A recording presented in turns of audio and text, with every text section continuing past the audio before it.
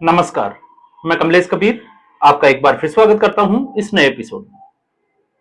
आज के इस एपिसोड में, क्योंकि वैसे तो चर्चा का केंद्र हमेशा राहुल गांधी रहते हैं और राहुल गांधी जिस तरीके से कांग्रेस पार्टी को पलीता लगाने का काम कर रहे हैं, वो रुकने का नाम नहीं ले रहा, फिर चाहे वो संसद के अंदर हो या संसद के बाहर हो। तो संसद के अंदर क्या चल रहा है, कल से आपने देखा कि कांग्रेस पार्टी की स्थिति क्या है, उनके अलायंस की स्थिति क्या है। और अलायंस की जब हम बात करते हैं तो जिस तरीके से राहुल गांधी की मौजूदगी में लेफ्ट पार्टी के लोगों ने, दोनों सांसदों ने जिस तरीके से राहुल गांधी को खरी खोटी सुनाई, तो आप समझ सकते हैं कि इस गठबंधन का अब क्या होने वाला है। और सिर्फ राहुल गांधी की जिद की वजह से, नासमझी की वजह से, या मैं कहूंगा नासमझी तो नहीं कह सकते, नालायकी की वजह से। अब ये किसका नुकसान है, ये तो देश देख रहा है। लेकिन राहुल गांधी की नालायकी इस कांग्रेस पार्टी पर कितनी भारी पड़ रही है, क्योंकि राहुल गांधी कल सोनीपत में एक किसान के घर पे शादी में शामिल होने गए थे, जबकि राहुल गांधी को जिस तरीके से नरवणे की किताब को लेकर बोलने नहीं दिया गया था, तो उसके बाद में राहुल गांधी की जिद को पूरा करने के लिए कांग्रेस पार्टी अविश्वास प्रस्ताव लेकर आई। तो क्या नेता सदन होने के नाते, या नेता प्रतिपक्ष होने के नाते, सॉरी, राहुल गांधी को सदन में नहीं होना चाहिए था? होना चाहिए था, लेकिन ये एक अलग विषय है।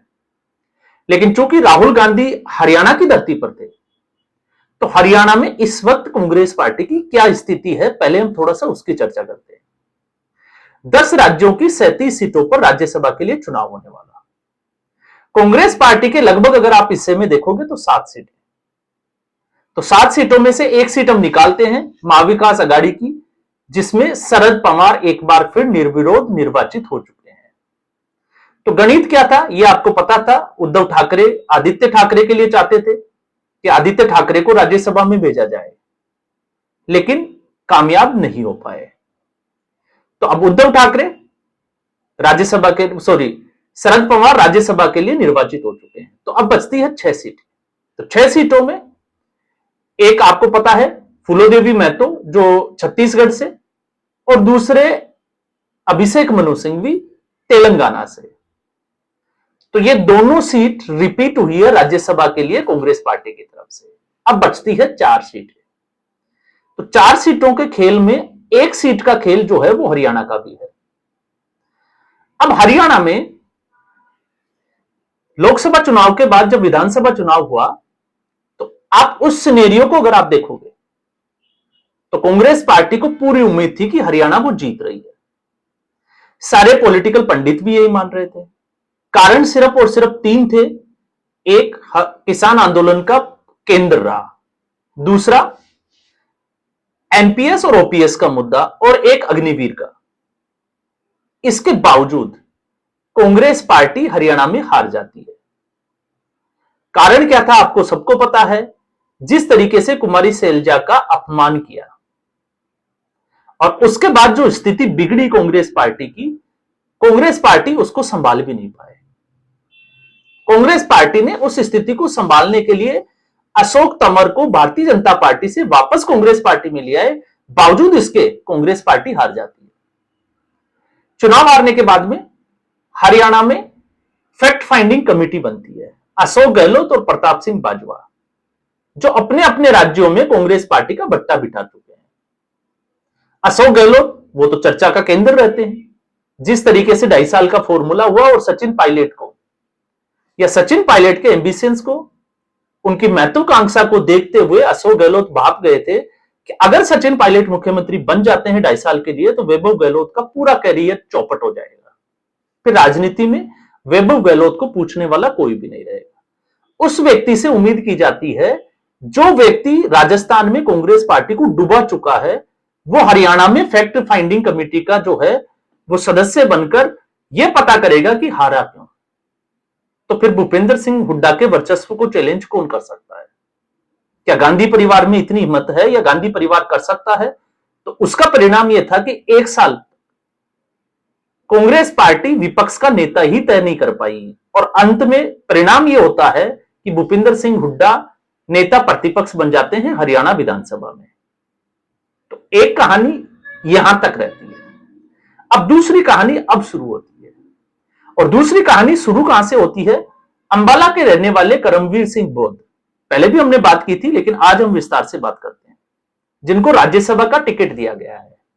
लेकिन सच्चाई यह है कि हरियाणा में कांग्रेस पार्टी के बड़े बड़े नेता करमवीर सिंह बोध को नहीं जानते कि वो कहां रहते हैं, कौन है और क्या करते हैं। तो फिर सवाल यह उठता है कि कांग्रेस पार्टी में यह टिकट दिया किसने? क्योंकि जिस व्यक्ति का, अगर आप करमवीर सिंह बोध को गूगल पे सर्च करोगे तो आपको एक छोटी सी जानकारी मिलेगी कि इससे पहले वो सरकारी कर्मचारी थे और कर्मचारी एसोसिएशन के लिए वो राजनीति करते थे। इसके अलावा कांग्रेस पार्टी में उनका कोई रोल नहीं है कि वो एनएसयूआई से जुड़े हुए थे या कांग्रेस पार्टी में उन्होंने कुछ कंट्रीब्यूट किया हुआ, ऐसा कुछ भी नजर नहीं आता। तो फिर कांग्रेस पार्टी ने करमवीर सिंह बोध को राज्यसभा का टिकट क्यों दिया? और अब यहां पर स्थिति यह भी है कि चुनाव होने वाला है। 29 वोट जो है वो राज्यसभा में भेजने के लिए कांग्रेस पार्टी को जरूरत है। तो सवाल यह उठता है, जब कांग्रेस पार्टी के विधायकों को ही यह नहीं पता, नेताओं को, कि करमवीर सिंह बोध कौन है, तो फिर क्या गारंटी है कि क्रॉस वोटिंग होगी और वो विधायक करमवीर सिंह बोध को अपना मत जो है वो देकर राज्यसभा में भेजेंगे? हिमाचल में कांग्रेस पार्टी ऐसा कर चुकी है और मुंह की खा भी चुकी है। अब स्थिति में अगर आप समझोगे तो कांग्रेस पार्टी में इस वक्त उदयभान सिंह, इसके अलावा जो है वो अशोक तंवर, जो 2019 में छोड़ के गए, बड़ा एक माहौल बना।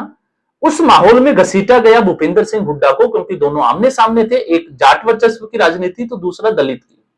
लेकिन दलित राजनीति में अगर हम देखें तो कांग्रेस पार्टी दलित करती है, दलित की राजनीति करती है। दो पहलू देखिए, कुमारी सैलजा, जब हरियाणा का विधानसभा चुनाव था, हमने उस वक्त भी बात की थी, 16 सीट जो है वो रिजर्व थी और 4 सीटों के ऊपर सीधे तौर पर कुमारी सैलजा का वर्चस्व था, सिरसा, हिसार, अंबाला और पंचकुला। लेकिन जस्सी पटवार की नामांकन रैली में कुमारी सैलजा को जाति सूचक शब्दों से अपमान किया गया। जिंद में दलित महासभा हुई और परिणाम यह हुआ कि अगर आप उन 20 सीटों पर हरियाणा का विधानसभा चुनाव परिणाम देखोगे तो आपको अंदाजा लग जाएगा, बावजूद अशोक तंवर को लेने के। तो अब सवाल यह उठता है कि रणदीप सिंह सुरजेवाला हरियाणा विधानसभा चुनाव के बाद एक्टिव पॉलिटिक्स में कभी आपको नजर आए? क्योंकि इससे पहले जिस तरीके से पवन खेड़ा कांग्रेस पार्टी की कमान संभालते थे प्रेस कॉन्फ्रेंस करके, रणदीप सिंह सुरजेवाला आपको बहुत कम नजर आएंगे। तो क्या रणदीप सिंह सुरजेवाला को नजरअंदाज किया गया? उदयभान सिंह, जो पहले से जो है वो फॉर्मर आपको एआईसीसी के चीफ रहे हरियाणा के। इसके अलावा अगर आप देखोगे तो ठीक ऐसे ही अशोक तंवर, वो भी अध्यक्ष रह चुके हैं। तो फिर इनका नजरअंदाज क्यों किया गया? तो इससे एक चीज साफ तौर से नजर आती है कि कांग्रेस पार्टी में जिन नेताओं का वर्चस्व है, जो अपने आप को मजबूत मानते हैं और जिनका जनाधार है, उनको हमेशा जो है वो नजरअंदाज किया जाता है। और नजरअंदाज करने का फिर एक बार फिर जो है वो आरोप लगता है, जो राहुल गांधी के चारों तरफ लेफ्ट विचारधारा से प्रेरित अराजनीतिक लोग हैं। और अराजनीतिक लोग जब हम इसकी बात करते हैं तो कृष्णा अल्लावरू, एक चुनाव कृष्णा अल्लावरू ने कभी लड़ा नहीं, एक चुनाव वो जो है वो किसी को लड़वा नहीं पाए। बावजूद इसके अवधेश प्रसाद सिंह को बिहार प्रदेश अध्यक्ष से हटाकर, जिनका आरजेडी के साथ अच्छा जो है वो तालमेल चलता था, उस व्यक्ति को हटा दिया गया। टिकट वितरण में फिर एक जो है वो नया नाम आता है, और नया नाम जो आया उसके बाद में जब मीटिंग हुई तो उस नाम के ऊपर चर्चा हुई, सूरजभान शर्मा। और कांग्रेस पार्टी के बड़े नेताओं को पता ही नहीं कि सूरजभान शर्मा कौन है। फिर उसके बाद में किसी भी तरीके से सोनिया गांधी के हस्तक्षेप के बाद सूरजभान शर्मा का टिकट वापस काटा गया। तो फिर हरियाणा में आप कैसे उम्मीद कर सकते हैं?